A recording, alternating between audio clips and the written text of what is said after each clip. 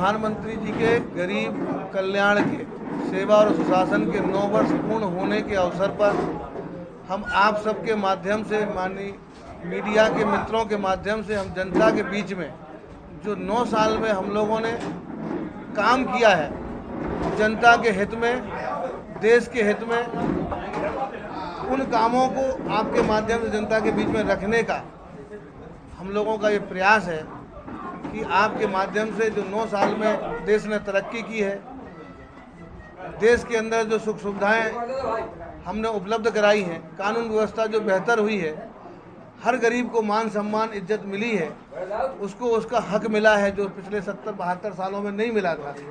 तो वो सारी चीज़ों को लेके हम आपके माध्यम से जनता के बीच में हैं।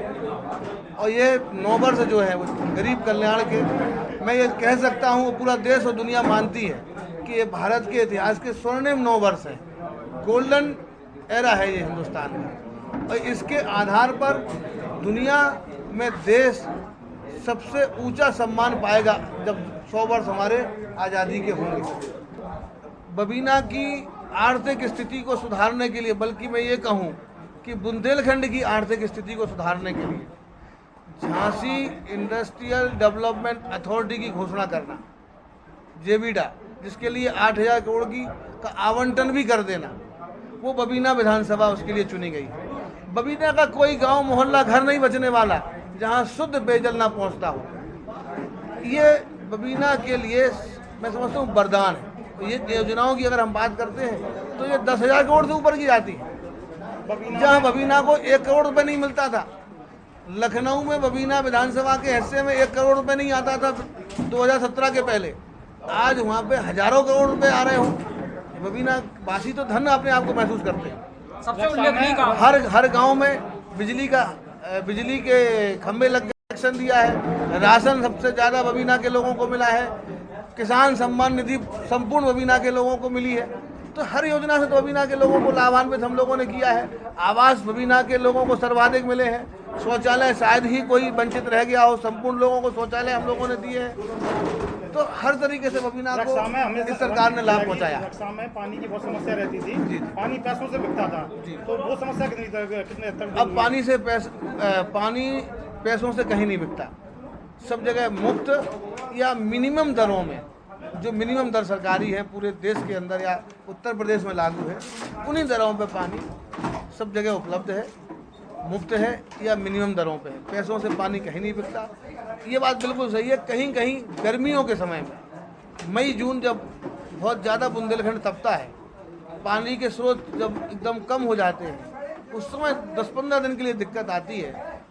और उस समय थोड़ी बिजली के कारण भी बिजली की रोस्टिंग थोड़ी सी बढ़ जाती है, ब्रेकडाउन बढ़ जाते हैं, ट्रांसफार्मर ख़राब होने लगते हैं।